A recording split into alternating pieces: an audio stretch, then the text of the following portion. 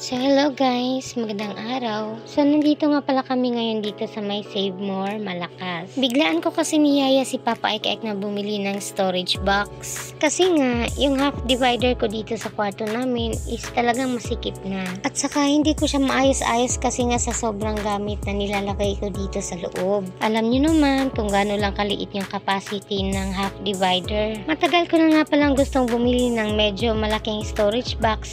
Kaso nga lang is yung pera namin isasakto lang din naman sa mga pangangailangan namin.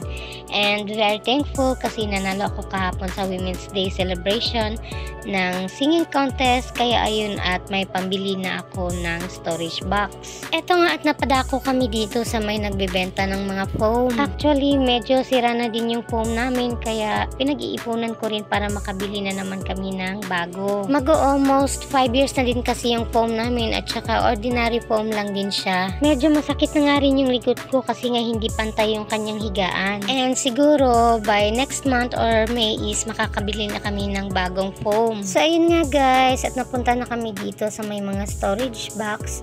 And ayan yung dati kong binili, mega box. Ang ganda ng quality niya guys, promise. Makapal siya and then matagal siyang masira. Color gray nga ang gusto kong bilhin kaso nga is puro white lang yung nandoon sa mega box. Kaya nagtingin-tingin kami ng ibang brand ng storage box nila doon. And then ito yung kinuha namin na EcoWare plastic storage box.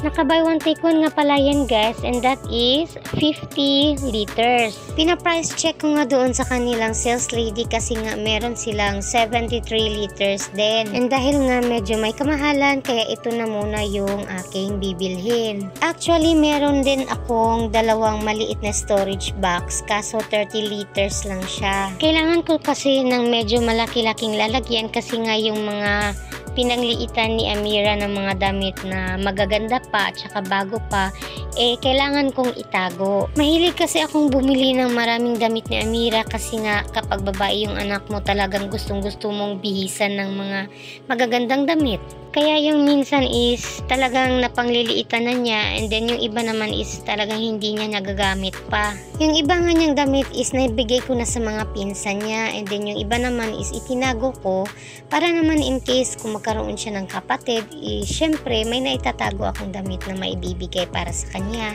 So ito nga guys at pauwi na kami and then yung dalawang storage box ko pala is nabili ko ng 699 buy one take one. Mag-aalas 5 na nga rin pala ng hapon na makauwi kami dito sa bahay. And then si Papa Ike namin is umalis na din para bumiyahe. Nakapagluto na nga rin pala ako ng kanin bago ko simulan yung paglilinis dito sa my divider namin. And then ayan nga guys at natapos ko nang ilagay yung mga damit na itinago ko kay Amira noong maliit pa siya. Kailangan ko na nga kasing ilipat dito kasi yung dati kong nilalagyan is pinapasok na ng daga. Sayang din naman yung mga damit na bago pa is masisira lang. At salamat din lang kasi nga nagsakto yung storage box dito sa may divider namin. Kailangan din kasi natin na ma-organize yung mga gamit natin sa loob ng bahay, lalo na at maliit lang yung kwartong tinutulugan namin. Maliit na tindahan lang din kasi ito and then ginawa naming kwarto. Hindi din kasi sa amin to and nakikitira lang kami and hoping that one day na makakapundar din kami ng sarili naming house and lot. So sa ngayon is kung ano lang muna yung makakaya naming bilhin is yun, doon na muna kami magsisimula. So ayun nga guys at matapos kong i-arrange yung laman ng aming divider is nagsimula na akong maglinis sa aming kwarto kasi nga medyo gabi na and kailangan kong linisan yung kwarto namin. And as you can see nga guys is nilagyan ko ng plyboard yung sahig namin kasi nga sa sahig kami natutulog at foam lang yung aming hinihigaan. Kasama ko nga palang naglilinis dyan guys yung anak ko na si Amira kasi nga at early age is sinasanay ko siya na maglinis. And ayun nga guys, pasilip ng maliit naming tinutulugan. Gustuhin ko mang magdagdag ng iba pang gamit sa loob ng kwarto kaso nga lang is talagang hindi siya kakasya.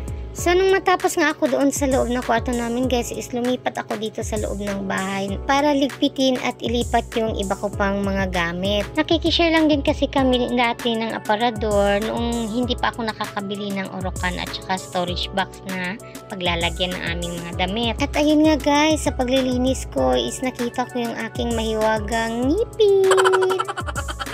So wag kayong ano dyan guys, isang beses ko lang yung nagamit kasi nga masakit sa gums kasi masikip. Nakita ko nga rin pala itong matagal ko nang itinago ng mga awards ni Papa Ike Ike noong naglalaro pa siya ng basketball. And yung iba na hindi na napapakinabangan is tinapon ko na. And ayun nga guys, natapos ko nang ligpitin lahat ng mga gamit namin. And ang ganda lang din itong Ecoware na nabili ko kasi nga hindi na kailangan tanggalin yung takip niya sa ibabaw. Buti na nga lang at sinamahan ako ni Papa Ike Ike na bumili ng storage box. So hanggang doon nga lang yung aking video guys. Maraming salamat sa panonood. Love you, thank you, and God bless. Mwah, mwah, mwah.